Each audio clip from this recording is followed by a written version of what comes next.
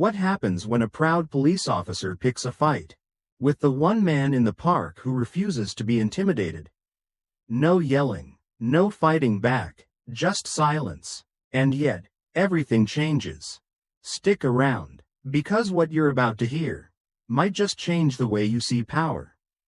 Before we dive into the story, don't forget to like, share this video, and subscribe to the channel to help us reach 1,000 subscribers. Your support means the world to us, and it's what keeps us creating more meaningful stories like this one. The late afternoon sun leaned softly against the trees that lined Riverside Park, throwing long golden streaks across the path where joggers paced, where couples strolled hand in hand, and where children tugged at leashes and ice cream cones alike. The air smelled faintly of cut grass and river breeze, the kind that made folks slow their step without realizing it, the kind of day that asked for nothing except to be noticed. In the middle of all that movement, there was a bench beneath an old maple tree, and on that bench sat a man who didn't move at all.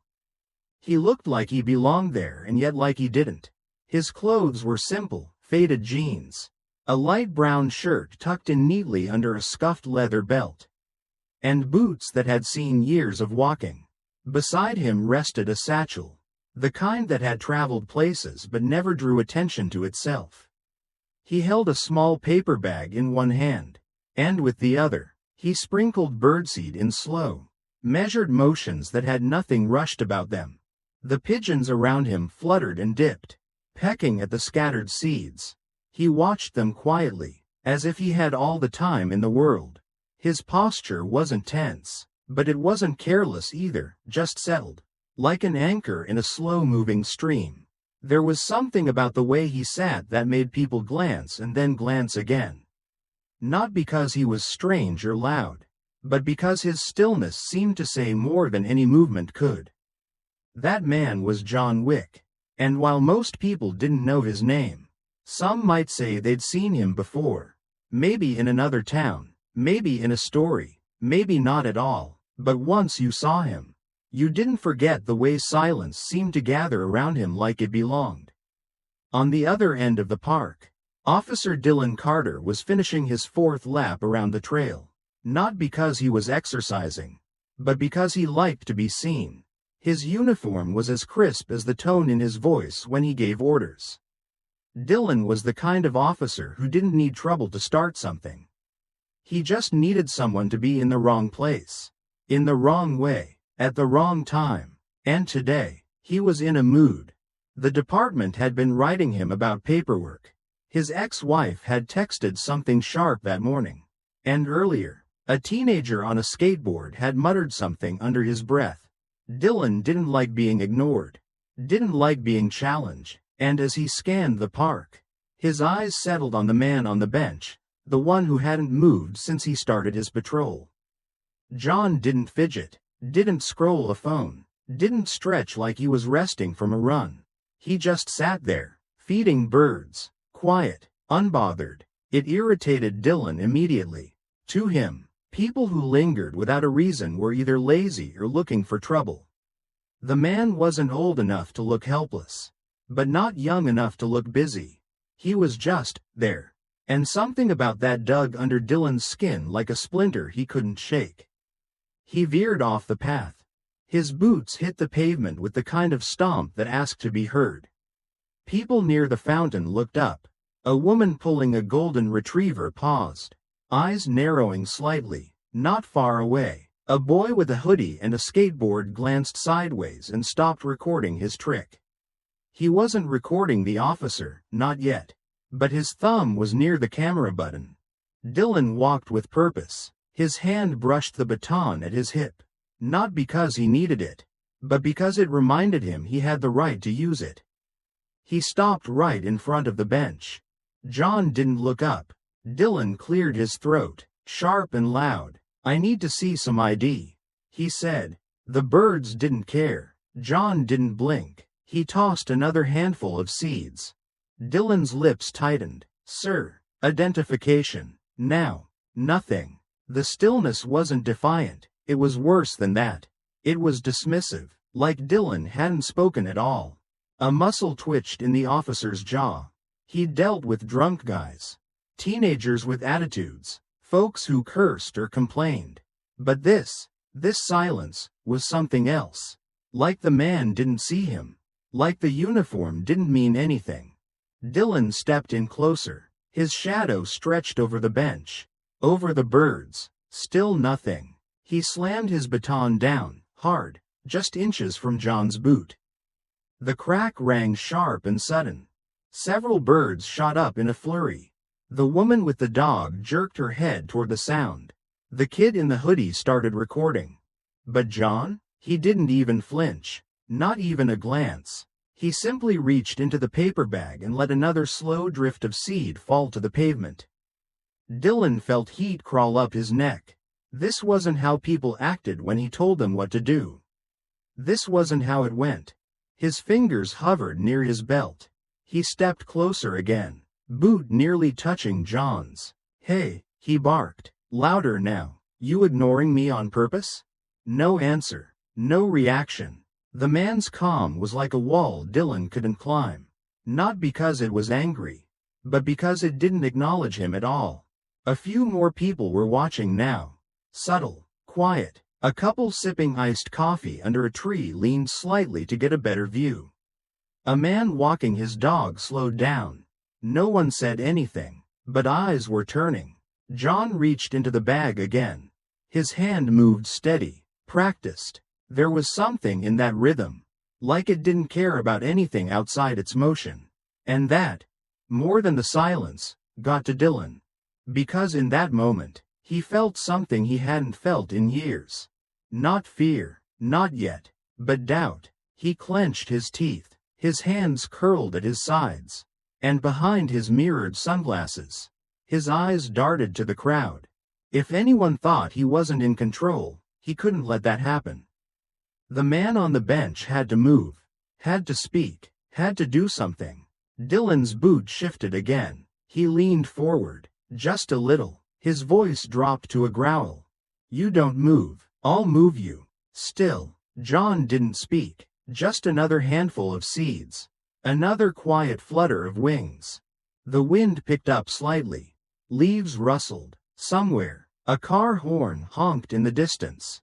But at the center of it all, beneath that tree, two men stood, or sat, in a silence thick enough to cut. Dylan Carter, the man with the badge and the baton, stood looming, and John Wick, the man who sat too still, stayed right where he was. Officer Dylan Carter didn't like the silence. It stretched too long, too cold. He could feel it press against his chest. Not loud like a shout, but heavy like a stare you couldn't shake.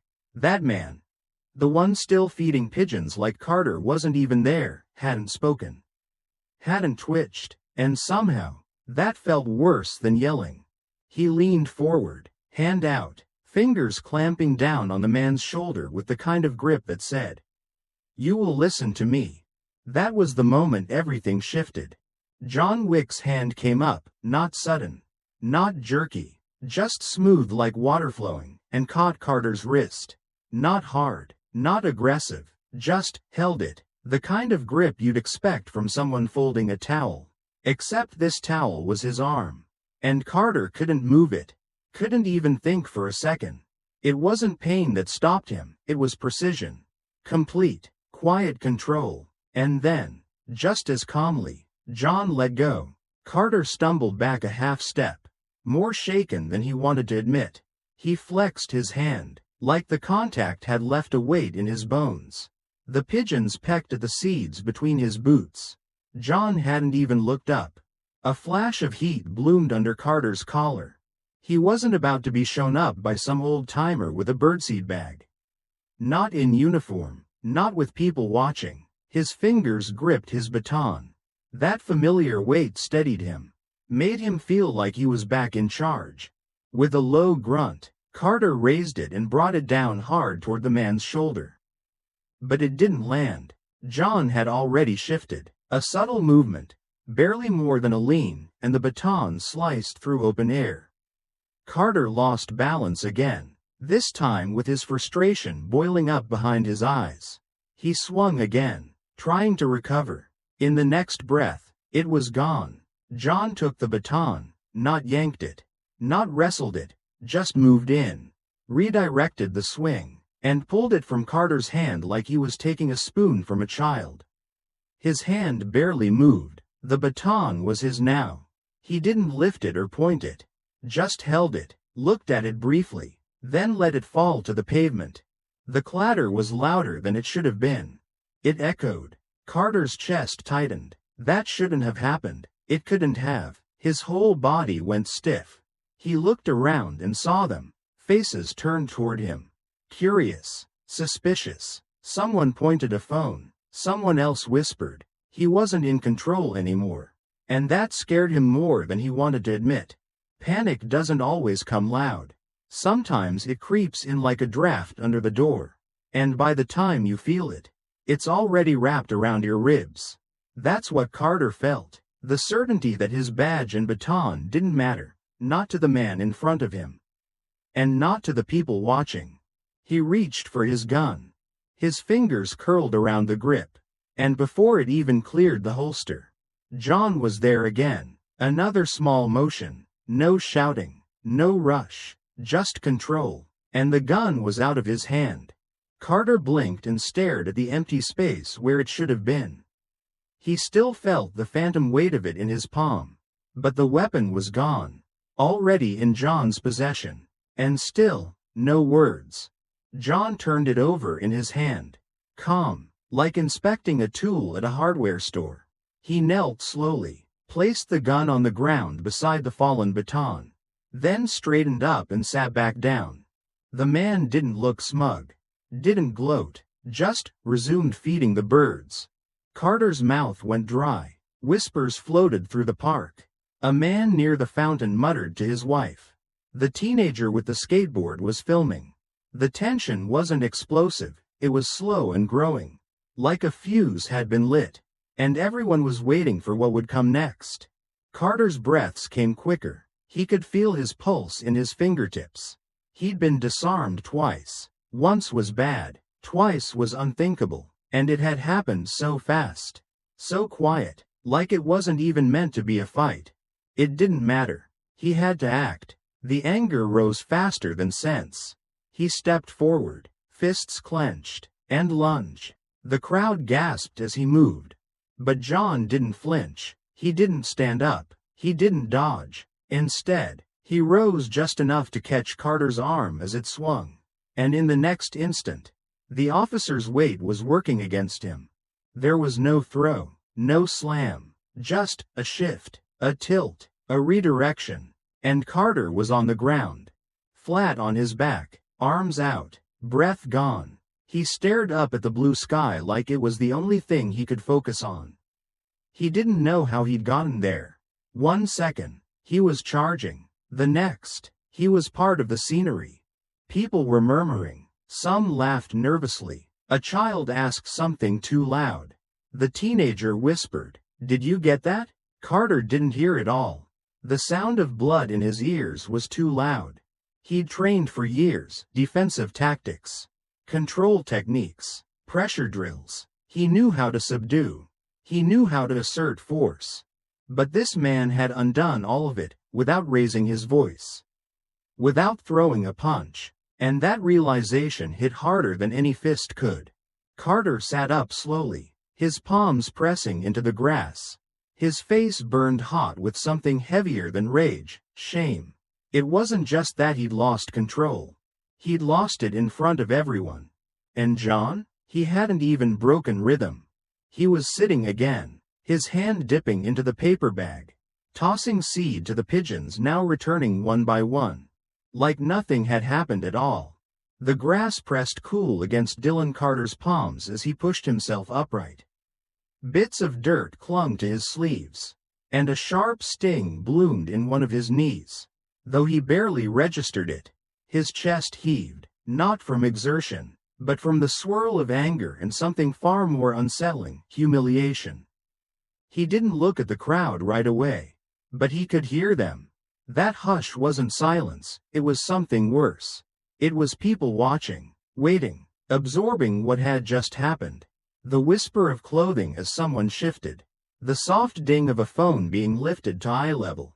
It was all there, surrounding him. He was still in uniform. Still had the badge. Still supposed to be the one in charge. But that man, John, had taken everything without throwing a single punch. Carter staggered to his feet, brushing himself off in sharp motions. His breathing was shallow. His voice cracked when he finally shouted. He assaulted an officer. His finger shot toward John. I want him in cuffs now. Two officers had been approaching from across the lawn, Lieutenant Carlos Ramirez and Officer Lucas Kwan. They'd seen enough from a distance to move quickly. But they hadn't rushed. Something about the stillness in the air had warned them that this wasn't just a routine call. Ramirez's eyes swept the scene in seconds. The discarded baton, the service weapon laid carefully beside it, the man sitting calmly on the bench, and Carter, face flushed, hair askew, hands twitching at his sides. Kwan glanced toward his partner. Ramirez had stopped walking. Carter turned toward them, his voice rising. Do you hear me? That man attacked me. But Ramirez wasn't moving. He was staring at John Wick. Not the bench. Not the pigeons. The man. There was a beat where nothing happened. Then Ramirez's entire posture changed. His shoulders eased. His hand dropped slightly from his belt. Not weak. Not uncertain. Just aware. It wasn't fear. It was respect. Dylan, Ramirez said. Just that. He didn't raise his voice. Didn't command. But the way he said that name, it landed like a gavel. Carter flinched. Even the crowd picked up on it. The murmuring dipped into stillness. The tension didn't break. It shifted, like the weight had been passed from one side to another. Kwan looked at Ramirez, confused. Lieutenant? Ramirez didn't take his eyes off John.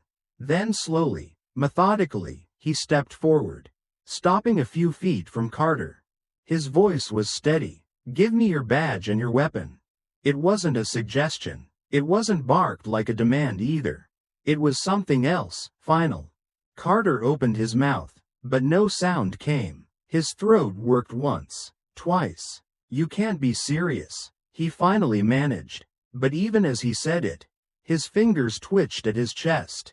The badge sat heavy there. Not just a piece of metal, but his identity. His protection. The thing that used to mean something. The onlookers didn't shout or cheer. They didn't need to. The looks on their faces said enough. They had seen what had happened. There was no version of the story that could be rewritten now. Carter reached up, fingers trembling, and unpinned the badge. He held it for a second longer than necessary, then placed it into Ramirez's outstretched hand. The service weapon came next. He ejected the magazine, cleared the chamber, and handed it over without a word. For a man who had trained for confrontation, who had worn his authority like armor, there was no easy way to surrender. And yet, he did.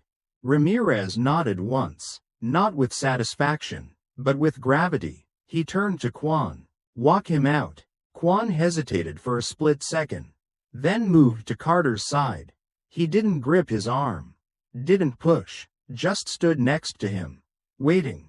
Carter didn't resist. He just walked. The sounds of the park returned slowly, the flap of wings. A child's laugh, the buzz of a bee passing by. But beneath all of it was the undeniable truth that something had changed.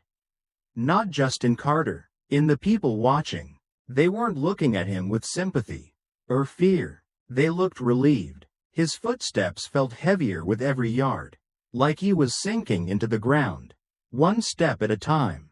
No one tried to stop him. No one asked questions. By the time he passed the tree line and the parking lot came into view, he no longer felt like a part of the place he'd walked into earlier with so much certainty. Behind him, the man on the bench hadn't moved. John sat exactly where he'd been all along. He didn't look after Carter. Didn't stand to stretch. Just reached into the bag beside him. Tossed out another handful of seed. The pigeons fluttered back in. Calm as ever. Life returned to the park. Slow and natural. And the man at the center of it all didn't say a word. The breeze moved gently through the park again. It rustled the leaves in the trees, stirred blades of grass, and carried the scent of water from the nearby river.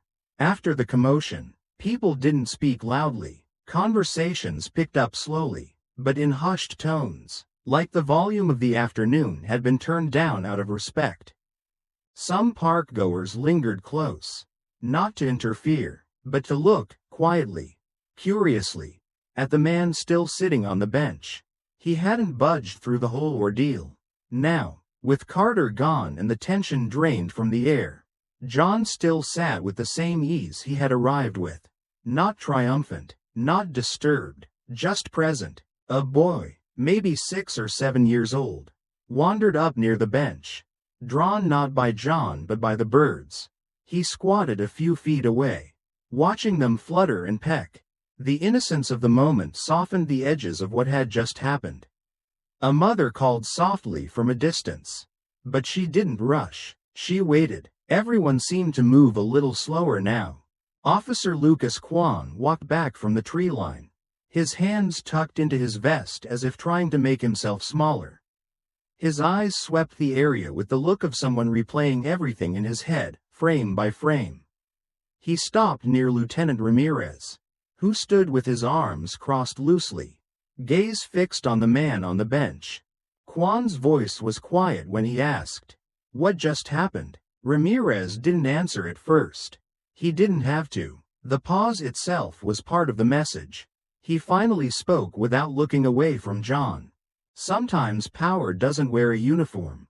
Kwan didn't respond right away.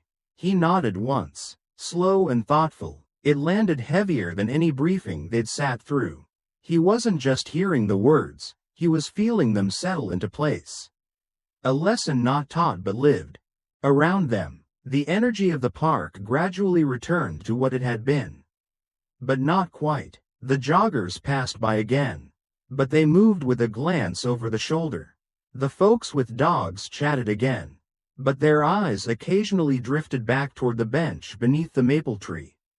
Not everyone knew what had happened in full, but they knew they'd seen something different.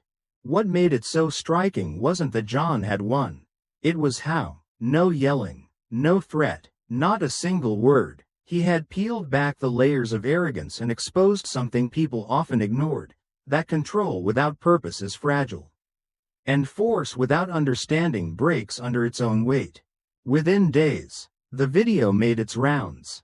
It spread fast. Partly because of what was captured, but mostly because of what wasn't. There were no punches, no sirens, no chaos, just a man refusing to be moved by anything but truth. Commentators online tried to give it a label. Some called John a martial artist. Others said he must have been ex-military. A few speculated he was a private citizen with a quiet past and strong principles. But none of them really knew. And strangely, it didn't seem to matter. What people latched onto was the way John handled everything, calm, unbothered, deliberate. The moment he laid the gun and baton down side by side, it became more than a confrontation. It became a mirror held up to a system too used to obeying itself. Carter was placed under internal review. The department gave a carefully worded statement, but public opinion had already formed. The footage was picked apart in slow motion, how John moved, how Carter reacted, how it all unraveled without a punch thrown. In churches, community centers, classrooms, even coffee shops, people talked about it. Not just about what had happened in Riverside Park, but about what it meant. They started to ask harder questions. Not just about Dylan Carter, but about the kind of authority they'd learned to accept. Ramirez found himself reflecting deeply. He requested time to work on new de-escalation strategies. He sat in on training sessions with younger officers and asked questions he might have ignored before. Kwan, still early in his career, began volunteering at youth programs. He spoke about patience, restraint, and the value of character over command. He told them how power isn't just what you carry on your hip, it's how you treat someone who can't offer anything in return. Even a few people who had always defended Carter changed their tune. They admitted that they'd mistaken fear for respect, that they'd believed in authority more than accountability. As for John, he didn't talk to reporters, didn't post on social media, no interviews, no public statements. He simply disappeared back into the rhythm he came from. Some said they saw him again weeks later, at a bus stop, in another park, quietly watching the world. Others doubted he was ever there to begin with. A few whispered that maybe he wasn't just a man. Maybe he was a reminder of how things should be, not how they are. But those who had been there, who had watched the whole thing unfold, knew better. They remembered how it felt when a man stood still and the world moved around him. When justice wasn't loud, but unshakable.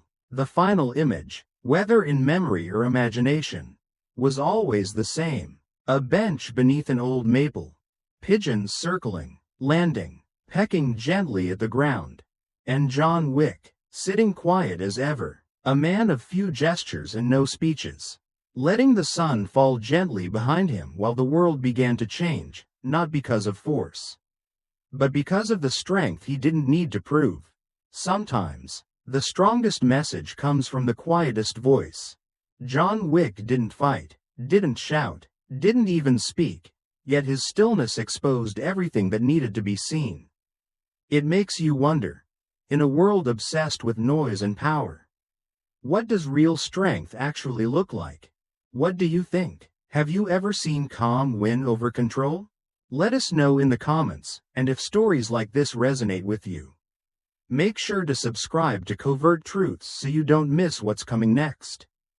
We've got more real, powerful stories to share, and we'd love to have you on this journey with us.